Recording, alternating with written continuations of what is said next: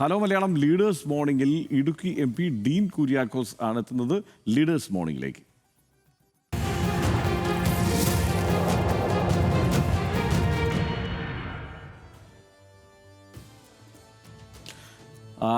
Dean, good morning. എന്തായാലും വളരെ തിരക്കുള്ള ദിവസമാണ് ഇന്ന്, സഭയുള്ളതാണ്. മാത്രമല്ല വളരെ നിർണായകമായ ചില കാര്യങ്ങളൊക്കെ ഇന്ന് പാർലമെന്റിൽ സംഭവിച്ചേക്കും എന്നും നമ്മൾ കരുതുകയാണ്.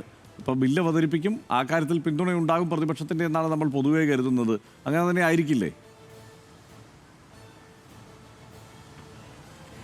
ബില്ല് ഇന്ന് അവതരിപ്പിക്കപ്പെടും. പക്ഷേ ബില്ലിനെ ഒരു കാരണവശാലും 100% നമുക്ക് എതിർക്കാൻ കഴിയില്ല. പക്ഷെ എന്നാൽ പോലും ഈ സർക്കാരിൻ്റെ രീതിയോടുള്ള ഒരു എതിർപ്പ് ശക്തമായ നിലയിൽ അവിടെ പ്രകടിപ്പിക്കും. കാരണം എന്തെന്ന് വെച്ചാൽ ഇത് 2024 പാസ്സായ ഒരു ബില്ലാണ്, പിന്നീട് അത് ആക്റ്റായി മാറി. പക്ഷേ 2024 2026 ശേഷം അന്ന് പാസ്സാക്കിയ ആ നിയമത്തിൻ്റെ പേരിൽ യാതൊരു നടപടിയും സ്വീകരിക്കാത്ത ഒരു ഗവൺമെൻറ്റാണ്. അപ്പോൾ എന്ത് വിശ്വാസ്യതയാണ് ഈ ഗവൺമെൻറ്റിനെ സംബന്ധിച്ചിടത്തോളം ഉള്ളത് എന്നുള്ളതാണ്. ഈ ഗവൺമെൻറ്റിനെ സംബന്ധിച്ചിടത്തോളം നഷ്ടപ്പെട്ടിരിക്കുന്നത് അവരുടെ വിശ്വാസ്യതയാണ്. കാരണം ഈ കാര്യത്തിൽ നമ്മളൊന്ന് പരിശോധിച്ച് കഴിയുമ്പോൾ 2024 2026 ഇടയിൽ രാജ്യത്തുണ്ടായിട്ടുള്ള പരീക്ഷാ ചോദ്യപേപ്പർ ചോർച്ചകളെ സംബന്ധിച്ച് ഇനി അതിൽ ഉത്തരവാദികളായിട്ടുള്ള ആളുകൾക്കെതിരെയുള്ള നടപടിയാണ് ആ നിയമത്തിൻ്റെ കാതലെങ്കിൽ ആകെ ഒരാൾക്കെതിരെ മാത്രമാണ് ഈ രാജ്യത്ത് നടപടി സ്വീകരിച്ചിട്ടുള്ളത്. അപ്പോൾ ഈ ഗവൺമെൻറ്റിൻ്റെ വീഴ്ച ഇവിടെ വ്യക്തമാണ്. അപ്പോൾ പുതിയൊരു നിയമം ഭേദഗതികളിലൂടെ ഇന്ന് വരുമ്പോൾ സ്വാഭാവികമായും ആ ഭേദഗതികളുടെ നടത്തിപ്പുമായി ബന്ധപ്പെട്ട് ഇനി അതല്ലെങ്കിൽ ഗവൺമെൻറ് ആത്മാർത്ഥതയുമായി ബന്ധപ്പെട്ടുള്ള ചോദ്യങ്ങൾ നിശ്ചയമായും പാർലമെൻറ്റിൽ ഉയരുമെന്ന കാര്യത്തിൽ സംശയമില്ല. ഇവിടെ യാതൊരു തരത്തിലുമുള്ള നടപടി എടുത്തിട്ടില്ല എന്നുള്ളതാണ് ഏറ്റവും പരമപ്രധാനമായിട്ടുള്ള കാര്യം. ഇവിടെ കുറ്റക്കാരെ സംരക്ഷിക്കുന്ന ഒരു നടപടിയാണ് ഗവൺമെൻറ് കഴിഞ്ഞ കാലങ്ങളിൽ സ്വീകരിച്ചിട്ടുള്ളത്. അതിൻ്റെ പേരിലാണ് ധർമ്മേന്ദ്ര പ്രധാൻ രാജിവെച്ച് പോകേണ്ടി വന്നത്.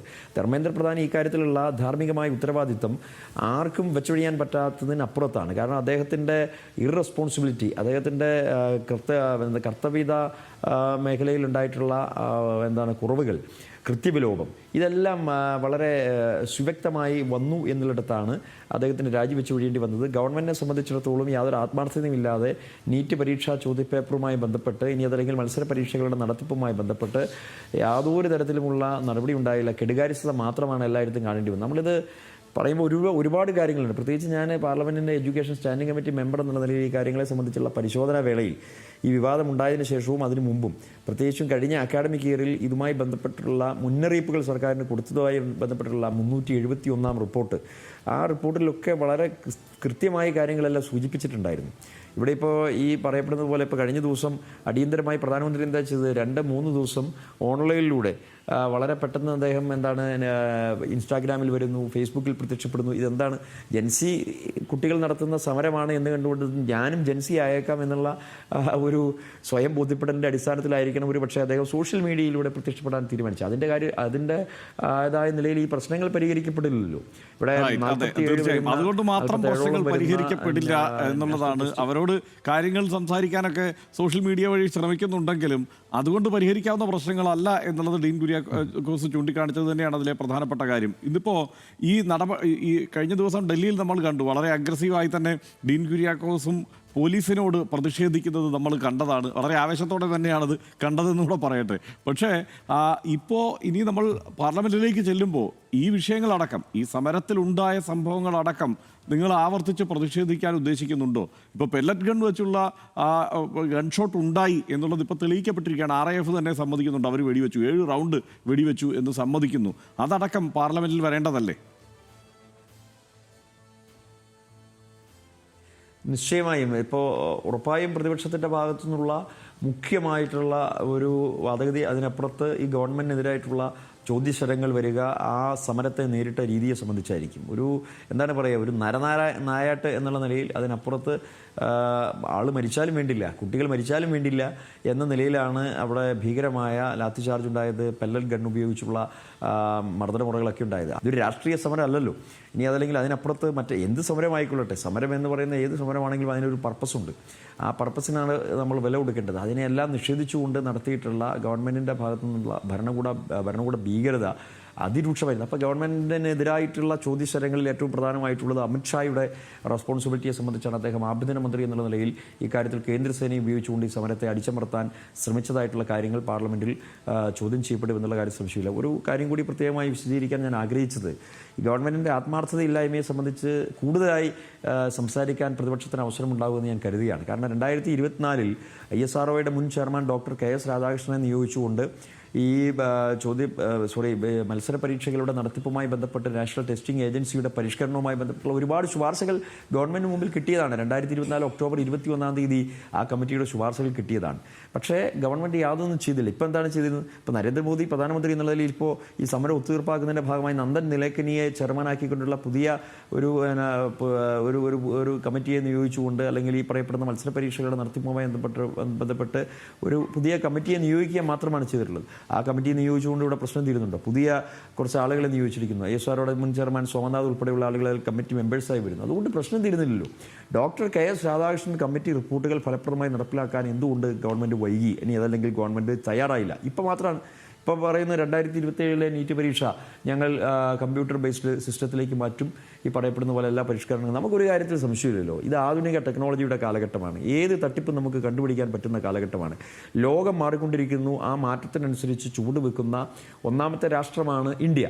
ഇന്ത്യയിൽ അതിനനുസരിച്ചുള്ള എല്ലാ സംവിധാനങ്ങളും സാഹചര്യങ്ങളും നിലനിൽക്കുകയാണ്. അപ്പോൾ ലോകത്ത് നടക്കുന്നതായ ഏറ്റവും ബെസ്റ്റ് പോളിസി, അത് നടപ്പിലാക്കാൻ പറ്റുന്ന പര്യാപ്തമായ ടെക്നോളജികളായിട്ടുള്ള മുന്നേറ്റം സാധ്യമായ ഒരു രാജ്യത്ത് അതിലേക്ക് കടക്കാതെ ഗവൺമെൻറ് ഒളിച്ചു കളിച്ചതിൻ്റെ വീഴ്ചയാണ് ഈ കാലഘട്ടത്തിൽ നമ്മൾ ചർച്ച ചെയ്തുകൊണ്ടിരിക്കുന്ന ഈ വിവാദങ്ങളെല്ലാം. അപ്പോൾ ആ ഒരു നിലയിലേക്ക് ഗവൺമെൻറ് എന്തുകൊണ്ട് കാര്യങ്ങൾ കൊണ്ടുവന്ന് എത്തിച്ചില്ല? രാധാകൃഷ്ണൻ റിപ്പോർട്ട് അവിടെ നിൽക്കുന്നു. അതോടൊപ്പം നന്ദൻ നിലേക്കനിയുടെ നേതൃത്വത്തിലുള്ള പുതിയ ഒരു കമ്മിറ്റി വരുന്നു. ഞാൻ ഒരു കാര്യം കൂടി ചോദിക്കുകയാണ്.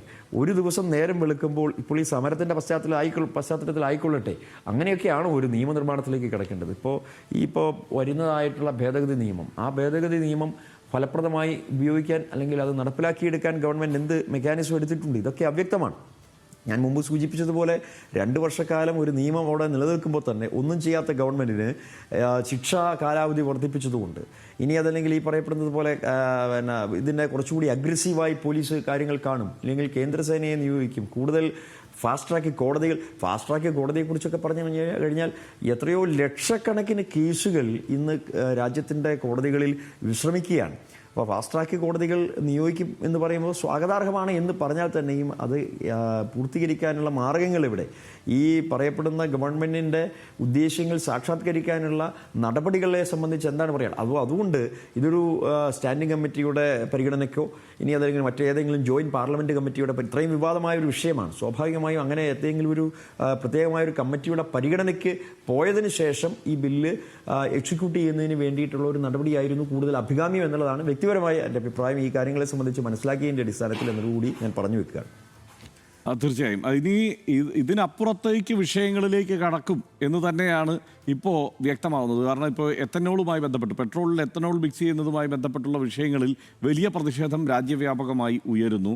അതടക്കമുള്ള വിഷയങ്ങൾ, അല്ലെങ്കിൽ ഇപ്പോൾ അയോധ്യയിലെ സംഭാവന മോഷണവുമായി ബന്ധപ്പെട്ടുള്ള വിഷയങ്ങൾ, ഇതെല്ലാം പ്രതിപക്ഷത്തിന് കരുത്തുറ്റ ആയുധങ്ങളായി കയ്യിൽ കിട്ടിയിരിക്കുക കൂടിയാണല്ലോ. അപ്പോൾ ഈ ജെൻസി അവരുടെ ടൂളുകൾ ഉപയോഗിച്ച് ഇത്രയും ശക്തമായി രാജ്യവ്യാപകമായി പ്രതിഷേധം ഉയർത്താൻ അവർക്ക് കഴിഞ്ഞെങ്കിൽ പ്രതിപക്ഷം ഇനി കാത്തിരിക്കേണ്ടതില്ലല്ലോ. അതൊക്കെ പ്രയോഗിക്കാൻ തന്നെയാണോ തീരുമാനം? ഉറപ്പായും. കാരണം ഇപ്പോൾ അയോധ്യയിലെ ഈ പറയപ്പെടുന്ന സംഭാവന മോഷണവുമായി ബന്ധപ്പെട്ടൊക്കെ നമ്മൾ എങ്ങനെയാണ് പറയേണ്ടത്? അതായത് ഈ ഗവൺമെൻറ് എന്തെല്ലാം പറഞ്ഞാൽ ഭക്തി വിറ്റ്, ഇനി അതല്ലെങ്കിൽ ഈ പറയപ്പെടുന്നത് പോലെ വളരെ പർപ്പസ്ഫുള്ളായി മതത്തെ രാഷ്ട്രീയവൽക്കരിച്ച ഒരു ഗവൺമെൻറ്, അതിൻ്റെ പേരിൽ ഇപ്പോൾ അയോധ്യ സംഭവം എല്ലാം കൂട്ടി കണക്ട് ചെയ്തുകൊണ്ട് എത്രയോ കാലങ്ങളായി നമ്മൾ ചർച്ച ചെയ്തിട്ടുണ്ട്. പക്ഷേ എന്തായിരുന്നു ഈ ഗവൺമെൻറ് സമീപനം? അക്കാര്യത്തിൽ അവരുടെ പാർട്ടിയുടെ നിലപാടെന്താണ്? അവരുടെ പ്രാദേശിക ഗവൺമെൻറ് നിലപാടെന്താണ്? അവിടെ ഏതെങ്കിലും തരത്തിലുള്ള നടപടി സ്വീകരിച്ചു? ആരൊക്കെയാണ് കുറ്റക്കാർ? ആരൊക്കെയാണ് ഇക്കാര്യത്തിൽ പ്രതിസ്ഥാനത്ത് വരാൻ പോകുന്നത്?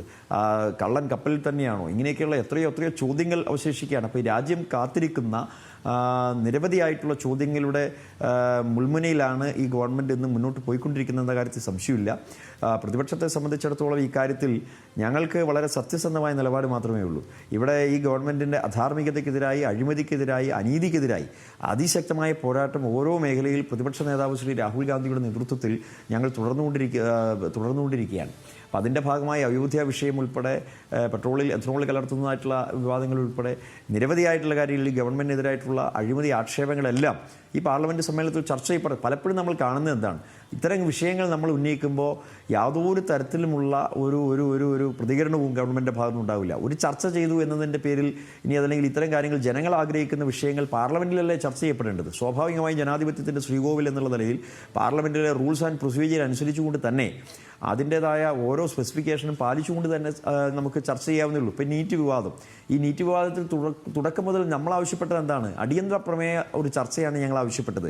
അടിയന്തര പ്രമേയം എന്തുകൊണ്ടാണ്? ഇത്രയും ലക്ഷക്കണക്കിന് വരുന്ന കുടുംബങ്ങളെ ബാധിക്കുന്ന, കോടിക്കണക്കിന് വരുന്ന ആളുകളെ ആശങ്കയാക്കിയ ഒരു വിഷയം അടിയന്തര പ്രാധാന്യത്തോടു കൂടിയിട്ടാണ് പാർലമെൻറ്റ് ചർച്ച ചെയ്യേണ്ടത്. അതിന് വേണ്ടിയിട്ടുള്ള പ്രത്യേകമായ വകുപ്പുകൾ ലോക്സഭയിലുണ്ട്, രാജ്യസഭയിലുണ്ട്.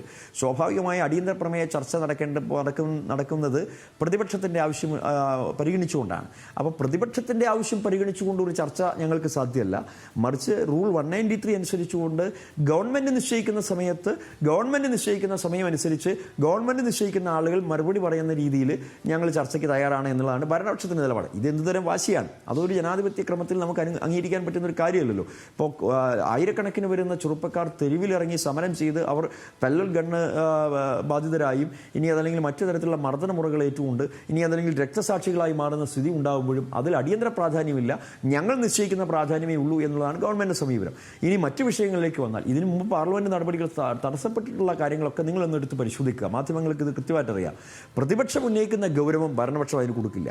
ഈ പറയപ്പെടുന്ന രീതിയിൽ അയോധ്യ സംഭവം നോക്കിക്കോളൂ.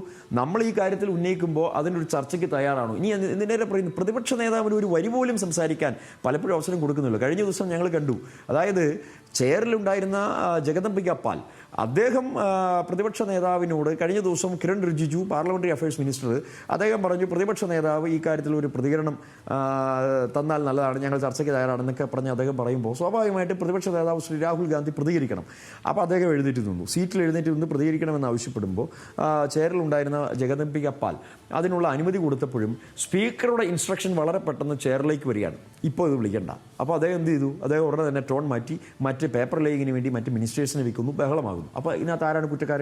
പ്രതിപക്ഷ നേതാവ് അവിടെ ഒരു വരി സംസാരിച്ച് പാർലമെന്ററി അഫയേഴ്സ് മിനിസ്റ്റർ അപ്പോൾ പൊടുന്നനവേ പറഞ്ഞ ഒരു കാര്യത്തിന് ഒരു റെസ്പോൺസ് കൊടുക്കാൻ അദ്ദേഹത്തിൻ്റെ അവകാശം അവിടെ നിഷേധിക്കുകയാണ്. ചെയറിൽ നിന്ന് ഇൻസ്ട്രക്ഷൻ വരികയാണ്. ആരാണ് ഇൻസ്ട്രക്ഷൻ കൊടുക്കുന്നത്? അമിത്ഷാ ആണോ, ഇനി പ്രധാനമന്ത്രിയാണോ, ഇനി മറ്റാരെങ്കിലും ആണോ എന്നൊന്നും നമുക്ക് അറിഞ്ഞുകൂടാ. ഏതായാലും അദ്ദേഹത്തെ പ്രസംഗിക്കാൻ അനുവദിച്ചില്ല, വീണ്ടും ബഹളമായി. ഇതൊക്കെയാണ് പാർലമെന്റിൽ നമ്മൾ ഓരോ ദിവസവും ദൈനംദിനം കണ്ടുകൊണ്ടിരിക്കുന്ന കാര്യങ്ങൾ. ഭരണപക്ഷത്തിനെതിരായിട്ടുള്ള രൂക്ഷമായിട്ടുള്ള പ്രതിഷേധങ്ങൾ പലപ്പോഴും സൃഷ്ടിക്കപ്പെടുന്നതാണ്. ഈ കാര്യത്തിലൊക്കെ ഒരു മാന്യമായൊരു സമീപനം, ചർച്ച നടത്താൻ, ഗവൺമെന്റിന്റെ സ്റ്റാൻഡ് അറിയാൻ, ഗവൺമെന്റിന്റെ നിലപാട് വ്യക്തമാക്കാൻ അവർ പലപ്പോഴും തയ്യാറാവില്ല. എന്നിട്ട് അവർ ജനങ്ങൾക്ക് മുമ്പാകെ മറ്റൊരു പ്രൊപ്പഗണ്ട അവതരിപ്പിക്കും. പ്രതിപക്ഷം എപ്പോഴും സമരമാണ്, പാർലമെന്റ് നടപടികൾ ഇവിടെ തടസ്സപ്പെടുത്തിയാണ്. പാർലമെന്റിലല്ലാതെ മറ്റെവിടെയാണ് ഇത്തരം വിഷയങ്ങൾ ചർച്ച ചെയ്യപ്പെടേണ്ടത്? അതിനുള്ള അനുമതി നിഷേധിക്കുമ്പോഴല്ലേ ഈ ഗവൺമെൻറ് പ്രതിക്കൂട്ടിലാകുന്നത്? അല്ലെങ്കിൽ ഗവൺമെൻറ്റിനെ സംബന്ധിച്ചിടത്തോളം അവർ ഈ കാര്യത്തിൽ നിന്ന് ഒളിച്ചോടുമ്പോഴല്ലേ ഈ പറയപ്പെടുന്ന രീതിയിലുള്ള വലിയ പ്രതിഷേധങ്ങൾ ഉണ്ടാകുന്നത് എന്നുള്ളത് ജനങ്ങൾ അല്ലെങ്കിൽ പൊതുസമൂഹം പരിഗണിക്കേണ്ട ഒരു വിഷയമാണ്.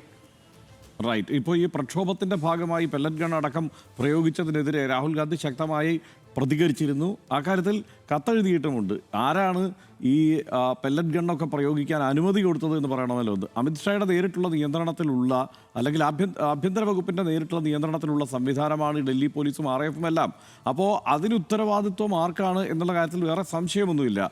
അപ്പോൾ നേരിട്ട് തന്നെ ഇക്കാര്യത്തിൽ ആ ഉത്തരവാദിത്വം ഏറ്റെടുത്തുകൊണ്ട് കാര്യങ്ങൾ വിശദീകരിക്കുകയോ അതുപോലെ പ്രധാനമന്ത്രി മാപ്പ് പറയണമെന്നുള്ള ആവശ്യം ഉന്നയിക്കപ്പെട്ടിട്ടുണ്ട്. അത്തരത്തിൽ ആ ആവശ്യത്തിൽ ഉറച്ചു നിന്നുകൊണ്ടുള്ള മുദ്രാവാക്യങ്ങളിലേക്കൊക്കെ ഇന്ന് സഭാതലം അല്ലെങ്കിൽ പാർലമെന്റ് മുഖരിതമായിരിക്കുമോ? ഉറപ്പായും ആ കാര്യങ്ങൾക്കെല്ലാം പ്രസക്തി പറഞ്ഞ കാര്യങ്ങളെല്ലാം പ്രതിപക്ഷത്തിൻ്റെ ഭാഗത്തു നിന്നുണ്ടാകും. കാരണം ഇതൊരു ജനാധിപത്യ ഗവൺമെൻറ്റാണ്, ജനങ്ങൾ തിരഞ്ഞെടുത്ത ഒരു ഗവൺമെൻറ്റാണ്. ജനങ്ങൾ തിരഞ്ഞെടുത്ത ഗവൺമെൻറ് ജനങ്ങൾക്ക് വേണ്ടിയാണ് ഭരിക്കേണ്ടത്. പ്രധാനമന്ത്രി എന്ന് പറയുന്നയാൾ മഹാരാജാവല്ല, ഇനി അതല്ലെങ്കിൽ ആഭ്യന്തരമന്ത്രി എന്ന് പറയുന്നയാൾ സർവ്വസൈന്യാധിപനല്ല, അല്ലെങ്കിൽ ഈ പറയപ്പെടുന്നൊരു പോലെ ഒരു അതോറിറ്റേറിയൻ റൂളല്ല ഈ രാജ്യത്ത് നടക്കുന്നത്. നിയമപ്രകാരം സ്ഥാപിതമായിട്ടുള്ള ജനാധിപത്യ ഗവൺമെൻറ്റാണ്. നിയമവാഴ്ച അനുസരിച്ച് മാത്രമേ മുൻപോട്ട് പോവുകയുള്ളൂ.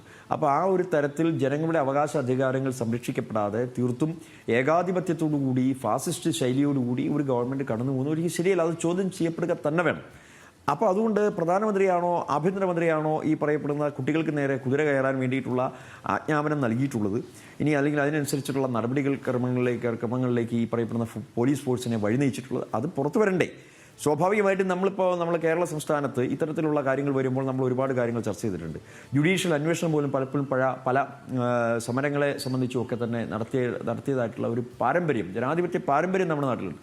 ഇവിടെ ജുഡീഷ്യൽ അന്വേഷണമോ ഇനി അല്ലെങ്കിൽ മറ്റേതെങ്കിലും തരത്തിലുള്ള കൃത്യതയാർന്ന ഒരു അന്വേഷണമോ വളരെ അനിവാര്യമായി വരുന്നത് ജെൻസി കുട്ടികൾ എന്ന് പറയപ്പെടുന്ന അല്ലെങ്കിൽ പുതിയ തലമുറ, ഈ രാജ്യത്തെ നാളുകളിൽ മുൻപോട്ട് നയിക്കേണ്ട ഫുള്ളി എക്യുപ്ഡ് ആയിട്ടുള്ള മനുഷ്യ വിഭവശേഷിയുടെ കാര്യത്തിൽ സകലമാന സാധ്യതകളും പ്രയോജനപ്പെടുത്തി ഈ നാടിൻ്റെ സമസ്ത മേഖലയിലും ശക്തമായ നേതൃത്വം കൊടുക്കാൻ കഴിവും ശേഷിയും പ്രാപ്തിയുമുള്ള ആളുകൾ അവർ ഈ നാടിൻ്റെ ഭാവിയെ കരുതി ഒരുമിച്ച് ചേർന്ന് ഗവൺമെൻറ്റിനെതിരായി പ്രതികരിക്കേണ്ടി വന്നപ്പോൾ അവരെ അടിച്ചമർത്തി അവരെ ഇല്ലായ്മപ്പെടുത്താൻ വേണ്ടി ശ്രമിച്ചത് ഒരു കാരണവശാലും നമുക്ക് നീതീകരിക്കാൻ പറ്റുന്ന ഒരു കാര്യമല്ല. അവിടെ ഗവൺമെൻറ് സ്വീകരിച്ച മാർഗവും ഗവൺമെൻറ് അടിച്ചമർത്താൻ ശ്രമിച്ചതായ പ്രവണതയും ഒരു കാരണവശാലും നമുക്ക് വെച്ചുപൊറിപ്പിക്കാൻ പറ്റില്ല. അപ്പോൾ അതുകൊണ്ട് ഉത്തരവാദികളായിട്ടുള്ള ആളുകൾ, അവർ ഭരണാധികാരികളായാലും ശരി, ഉന്നത ഉദ്യോഗസ്ഥന്മാരായാലും ശരി, അവർ ജനങ്ങൾക്ക് മുമ്പാകെ മാപ്പ് പറയാൻ, അവർ ജനങ്ങൾക്ക് മുമ്പാകെ തങ്ങളുടെ തെറ്റ് ഏറ്റുപറയാൻ തയ്യാറാകണം എന്നുള്ളത് തന്നെയാണ് ഉത്തരവാദിത്വത്തോടുകൂടി പ്രതിപക്ഷത്തിൻ്റെ ഭാഗത്തു നിന്നും ഞങ്ങൾ ഉന്നയിക്കുന്ന കാര്യം. റൈറ്റ്. എന്തായാലും ഇന്നിപ്പോൾ പാർലമെൻറ്റുള്ളതാണ്. ഈ തിരക്കുകൾക്കിടയിലും ന്യൂസ് മലയാളത്തോട് ഇത്രയും കാര്യങ്ങൾ വിശദീകരിച്ചതിന് നന്ദി Dean Kuriakose. Thank you very much.